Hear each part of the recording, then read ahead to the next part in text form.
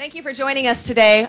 Here at the table we have Brian Dunlap, Sports Marketing Manager for Anheuser-Busch, Kasey Kahne, driver of the number 9 Budweiser Ford, and Darrell Waltrip, 3-time NASCAR Cup Series champion, and all here to talk about Kasey's Budweiser retro paint scheme on the number 9 this weekend. Kasey will race tomorrow night here at Richmond International Raceway, and it's all in celebration of the 25th anniversary of Darrell's 1985 championship in the number 11 Budweiser car.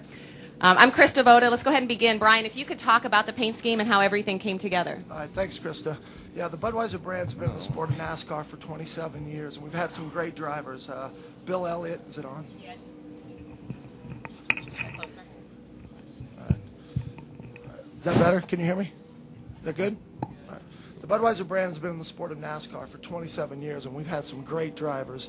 Bill Elliott, Kenny Schrader, Kasey Kahne, sitting next to me, Dale Jr., and of course, Darrell Waltrip. DW took over the car in 1984, and in 3 seasons he had 13 wins, 9 poles, 52 top 5, and 63 top 10s. It was an incredible run. And in 1985, he brought home the big prize. He brought home the NASCAR Winston Cup championship. So today we're here to celebrate the 25th anniversary of that championship. Kasey Kahne will race the number 9 Budweiser retro car tomorrow night here in Richmond.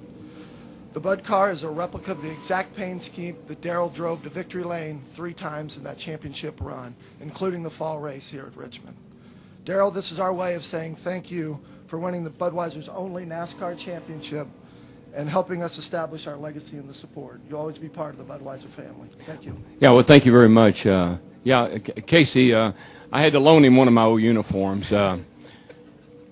He needed a uniform, so I let him have one of my old ones, and I think it looks really sharp, and the car looks great. And you know, I'm a sort of a historian, a traditionalist, if you will, and it's always flattering, and it's always good when somebody that's been your sponsor for a period of time wants to come back and have a retro paint job. We see it in other sports. We see it in the NFL. We see it a lot, and it's just it's a nice tribute, and it's not just a DW. Certainly, Junior Johnson is a big part of all this, and him going in the Hall of Fame in a couple of weeks is certainly a big honor for him. And the car for the race tomorrow night, it's just it's a great time to be in NASCAR. I think the racing's the best that we've seen in a number of years, and the excitement level and things like this just add to it. And so, Kasey, I want to thank you, because all of you know that if the driver is not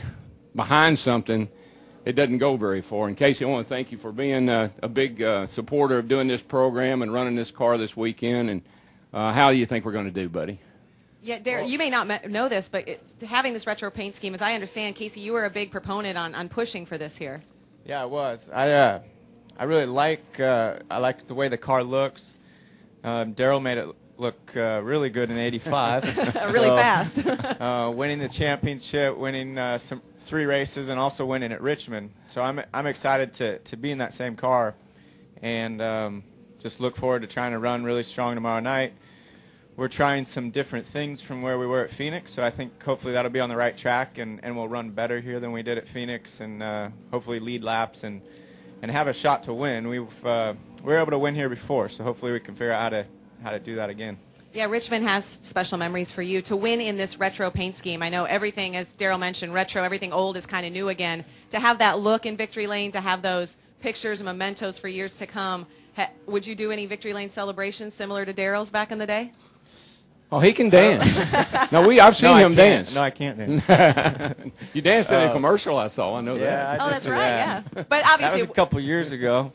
Well, I danced a couple of years ago myself. But. Yeah, I don't know. I could probably try something. But I know our team's excited, our whole Budweiser Ford team, and it should be a good weekend. I think it's a neat paint scheme. It's great retro. Bring back some of the things that went on in 1985 with Budweiser and Darrell Waltrip, and I look forward to racing it. I know our whole team does, and hopefully we can win a race or at least do our best and come close. And Darrell, when you're calling the race for NASCAR on Fox, you're going to see that old car down there. It's going to bring back some special memories, I'm sure. Well, you know me, I'm very impartial. I try to never root for anybody. I try to be as fair and balanced as I know how.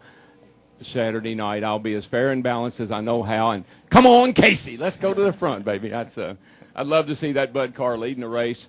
He got his first win here. He beat his hero, Tony Stewart, and so it'd be fun to see him run well, get up front, you know, and just think about it. You'd have the Budweiser car in Victory Circle, and who would be in Victory Circle with you, Kasey? The King. The King would be in Victory Circle with the Budweiser car, and so all those things are just kind of fun. It's a little piece of history, kind of reliving a little history.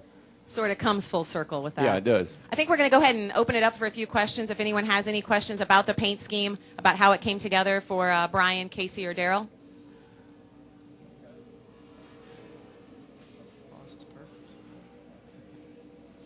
Testing, 1, 2, 3. Well, if not, I have a question. Darrell, what are some of your memories from that year, the '85 championship, and driving that car, that paint scheme in '85?